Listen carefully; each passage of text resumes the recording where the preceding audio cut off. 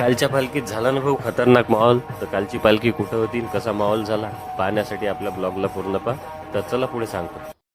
आजचा पालखी सोहळा होता जसापूर तालुका चांदूर बाजार.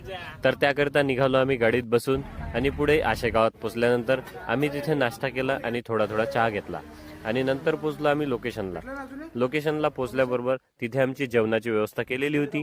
सर्वांनी तिथं प्रसाद घेतला. प्रसाद घेतल्यानंतर आम्ही निघालो आमच्या पालखीच्या ठिकाणी पोहोचलो. तर तिथे पाहिलं महाराजांचं भव्य दिव्य मंदिर या गावामध्ये उभारण्यात आलेलं होतं. ते मंदिर पाहण्याकरिताच आपण इथे आलो होतो. इथं मंदिरामध्ये पोहोचलो. म्हटलं चला तुम्हाला व्हिडिओत एकदा मंदिर दाखवून देतो. श्रींचं भव्य दिव्य मंदिर येथे उभारण्यात आलं होतं. तसेच उद्या या ठिकाणी श्रींची मूर्ती प्राण प्रतिष्ठा होणार होती.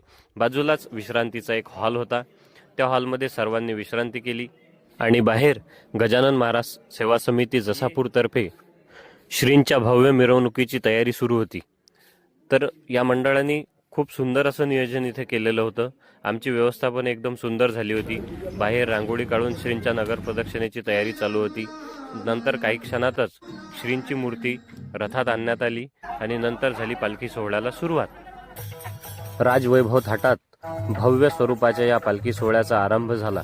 नंतर पालखी सोहळ्यात सर्वत्र टाळकऱ्यांनी, वारकऱ्यांनी तसेच गावकऱ्यांनी खूप आनंद घेतला.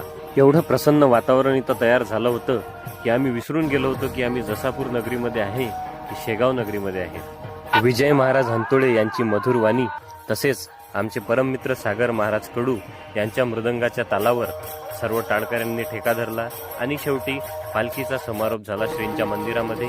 नंतर आम्ही प्रसाद घेतला आणि जसापूर वासियांचा निरोप घेतला. तर या पालखी सोहळ्याचे पूर्ण व्हिडिओ पाहण्याकरता आपल्या पेजला फॉलो करा. तसेच DM मध्ये मी यूट्यूबची लिंक दिलेली आहे. यूट्यूबवर आपला हा संपूर्ण पालखी सोहळा उपलब्ध आहे. तर भेटू पुढच्या ब्लॉगमध्ये. तोपर्यंत जय गजानन.